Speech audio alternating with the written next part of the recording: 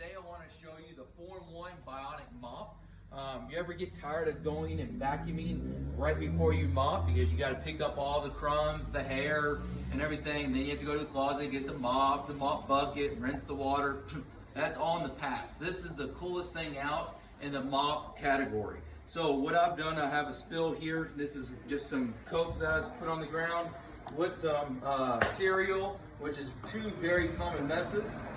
The Bionic mop is going to be putting down clean water, and it's going to be extracting any type of mess. So you do not have to vacuum before you mop. It's going to pick up all your solids. It's going to sweep the solids into a clean, solid tray. And then all your dirty water will go into a separate tank.